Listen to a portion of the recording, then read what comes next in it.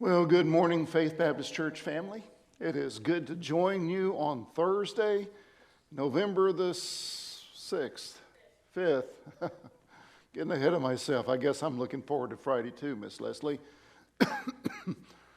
But here we are, and we're just want to join you, and we want to ask you to do some things for us. Number one, if you're watching, please let us know that you're watching. We have enjoyed doing these Beachside chats. Look forward to them on Wednesdays. On Mondays and Thursdays, because we do it right after our worship services. And so let us know that you're there. Please like this and share it so that we can get it out to more folks. Okay, if you could help us do that, we would appreciate it very much. I know some of you are watching today. Good morning to you, and thank you for joining us. Want to just tell you that last night we had such a sweet service here at the church. It went a little lengthy because we had a missionary family here from Haiti. They are the Faldy family, and we have just enjoyed getting to know them and worship with them, and have had the opportunity to spend some time with them. And just a wonderful family. Brother Kevin he grew up in Haiti. His mom and dad were missionaries to Haiti, and now the Lord is taking he and his wife and family back to Haiti. And some of the things they shared with us last night was just so wonderful. And I hope that your hearts, if you were here or you were able to watch on live stream, I hope that your hearts were touched and blessed. And then as we began looking into the book of Zechariah is such a neat little book. In fact, last night we shared with folks that Haggai was probably the most minor of the minor prophets, and Zechariah is probably the most major of the minor prophets, just because of the length. He has 14 chapters. But we just kind of waded into it a little bit last night because we wanted to give Brother Faldy as much time as he needed to share with you about his ministry there in Haiti. But thank you for joining me this morning. I want to remind you of some things that are coming up. Number one week from Sunday, we are going to go back to our normal worship schedule. 9:30 Sunday school, 10:30 for the morning worship. So I want to invite you to join us for that time. The senior adults will meet in the auditorium. Every Sunday school class will meet where they normally meet. And teachers, you need to be ready. Sunday is coming, so we need you to be ready for your class and be right in your places. And let's get things back to more normal than we have seen in a while. And I want to say thank you again for all of you that made the fall festival what it was. I'm just thanking the Lord for it. 592 folks were here on the property. And it took a lot of work, took a lot of effort, a lot of planning and preparation. Miss Caroline really organized it and put it all together, did a fabulous job with it. And so I'm thankful for that. Looking forward to next year when we can go back to doing, bouncy houses and wall climbing things and all those kinds of things. A normal, regular fall festival where we can, just kind of invite folks to be here and join us. So thank you, all of you that helped, brought in candy, bought candy, helped pass out candy. Thank you. We could not have done it without you. And I want to say thank you for being so faithful. Our church family is a special place. It really is. We have folks here that love the Lord and love one another. And I am thankful for that. As the pastor, listen, it's such a blessing to look forward to being in the house of the Lord and seeing my church family in the pews and talking with them and fellowshipping with them. And I don't get to spend as much time as I'd like, but I am thankful for the opportunity that I do get with you. And I am very thankful for our prayer groups. Our prayer groups are really the backbone of our church. We meet together on Sunday morning and Sunday night and Wednesday night, 15 minutes before each service. So if you're coming to the 9 o'clock service, we meet together at 8:45. The men meet in my office. The ladies meet with my wife in the fellowship hall just to spend time praying together. And I want to say thank you and encourage you to continue to do that, because I believe that that is what has brought about so many good things that God's doing in our church right now. Seeing our numbers are starting to come back up. Before COVID, we were probably between 170, 180, 190, 200, depending on the Sunday, and just kind of bumping up around those numbers. And of course, whenever COVID came in and we were 10 weeks doing only live stream, and then on Mother's Day, we went back to church, and our numbers have been steadily going back up. I'm just so thankful and so blessed by that. You say, well, preacher, do you have to wear a mask to come to church? No, you don't have to. But a lot of folks do, and that's okay. If you would feel more comfortable wearing a mask, then please wear one and please come. If you don't want to wear one, then you don't have to. But if you are still uncomfortable about sitting in the auditorium, we have our fellowship hall set up so that you can socially distance and be a part of the service there. So however you'd like to worship with us, we would appreciate you doing that. If you just feel more safe staying at home watching the live stream, then that's okay too. We do the live stream for that very reason. We're thankful for the folks that we can reach here in Spring Hill, but we have our live stream really reaches out into a lot more places than you would even know. Other states, other communities around the state. We're just thankful to be able to do that, and I appreciate all the folks that work in our media ministry, that work getting the live stream out to you, those that work in the sound and getting everything right, and the video ministry. It's just a blessing to me, because I don't know anything about that stuff. Remember, your preacher's a dinosaur. I really am whenever it comes to this newfangled stuff, and I know to some folks it's not newfangled, but to me it is. And I'm thankful for the folks that know what they're doing and how to go about doing it. We just praise the Lord for it. The other thing I want to say thank you for is your faithfulness in giving. I don't know if you can see the Faith Promise Missions Board, but we are just about right where we need to be for the end of October. Thank you for your faithfulness. Thank you for your faithfulness in giving to the general fund and to the missions program and to the building fund. Many of you have filled out commitment cards and said, preacher, we want to be a part and we want to give to the building program. I'm so excited about our new building, and I'm just encouraging you once again to pray for materials, men, and money, because it's going to take all three.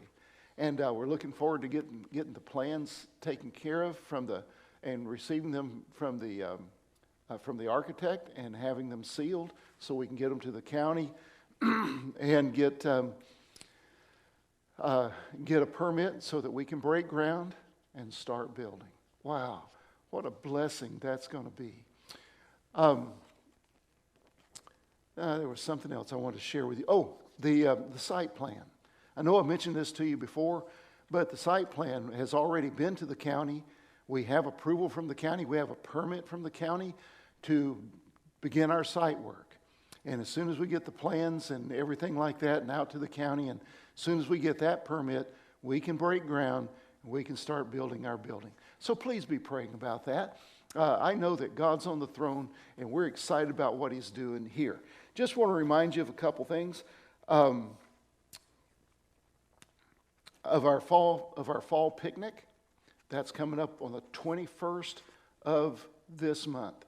That's November 21st. That's 2 weeks from this Saturday. Going to go outside and going to enjoy the fresh, beautiful days that God has been giving us. November's really been pretty, hasn't it? And be able to enjoy each other's fellowship. And we just ask you the church is going to provide the hot dogs and the hamburgers. We just ask you to bring all the fixings. You know, if you want apple pie, then by all means, bring apple pie. If you want ice cream, then bring ice cream. If you want chocolate chip cookies, then by all means, bring chocolate chip cookies, okay?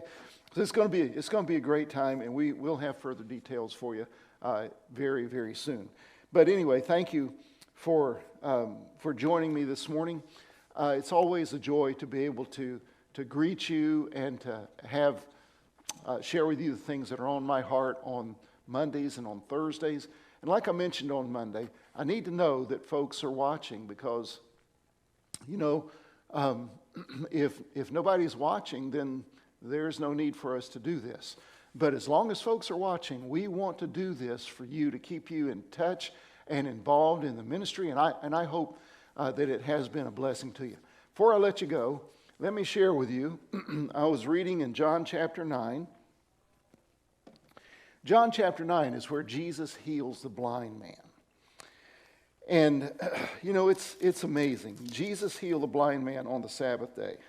I was sharing with the staff this morning. I just wondered sometimes if Jesus, he healed several folks on the Sabbath day. And I wonder if he did it just to kind of get under the skin of the Pharisees, because they were so strict, and you shouldn't do those kinds of things on the Sabbath day. But you know what?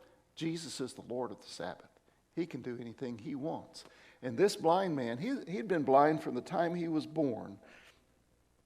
And as Jesus approached, his disciples asked him, saying, "Master, who did sin, this man or his parents, that he was born blind?"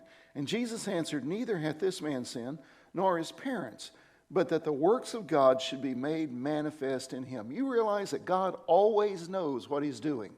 He always knows what's going to happen and how he's going to handle that, because he's already in tomorrow. He already knows about tomorrow and every tomorrow.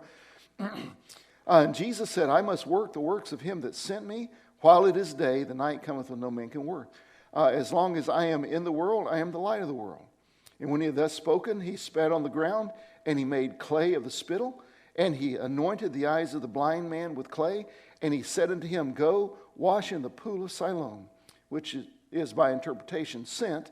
And he went his way, therefore, and washed, and came seeing. Wow, Jesus did that. The thing I was sharing with the staff this morning was the importance of the ministry that they have. We have a Christian school. Our staff, they don't work here just for the paycheck. Of course they need a paycheck. They need to pay their bills like everybody else. But they don't work here just for the paycheck. If they were looking for a paycheck, they'd get a bigger paycheck just about anywhere else. But they are here. And I told them this morning, I said, Jesus went about, the Bible tells us in the book of Acts that Jesus went about doing good. Jesus took time for individuals. That's why Jesus took time with this blind man. He stopped, and he knew that he had been blind from the day he was born. He had never seen his parents' face. He had never seen the beauty of a dawn or the glorious beauty of a sunset. He had never seen any of that. And Jesus put clay on his eyes and told him to go wash in the pool of Siloam. And he went and washed, and he came back, and he could see. Now all of a sudden, he could see things he had never, ever seen before. Jesus takes time for the individual. Jesus took time with blind Bartimaeus. When Jesus was walking to Jericho, there was Bartimaeus. He was shouting and saying, "Hey, Jesus, come my way." And Jesus did. He took time with the individual. That's why Jesus stopped at that sycamore tree that day and looked up in it and said, "Zacchaeus, come down, for I'm going to your house today." That's why Jesus stopped. He was in a procession. He was on his way somewhere else. And all of a sudden, the lady that had the issue of blood touched the hem of his garment. She realized that if she could just touch the hem of his garment, that she could be healed. And she did. And she was healed. And Jesus stopped the procession and looked around and said, "Who was it that touched me?" And she came forward. Jesus took time with her. And I told the staff this morning, it's important for us, all of us, to take time for each other. Boy, we're in a hurry these days, aren't we?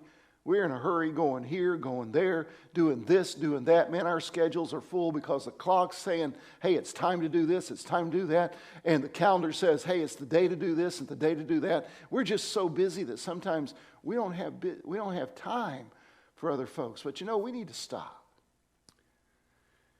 The Word of God says, "Be still and know that I am God." Be still. Just stop. Let's take time for the individual. Let's take time to listen to one another. Let's take time to pray for one another. And I got a prayer request this morning from one of our folks, and just said, "Hey, how you doing, Pastor? Hope you have a great day." So I sent back and said, I just want you to know that I'm praying for you today. And so had the opportunity to pray for them. Let's take time. Let's minister to the needs of others, because Jesus did. He's our example. God bless you. Thank you for tuning in and watching this morning for our little beachside chat. Just want to remind you that at 10:30, just about 15 minutes from now, the ladies' Bible study will go on the air live stream. So I hope that you'll watch that. My wife always looks forward to that. Always have a good group of ladies. And ladies, if you're there, then please join us for the ladies' Bible study. You're welcome to join us here in the pews, in the sanctuary. If you'd like to come, you're welcome to do that. But if you feel more comfortable staying at home watching the live stream, then please do that. God bless you. I love you. Have a wonderful day. I look forward to seeing you on Sunday. God bless you.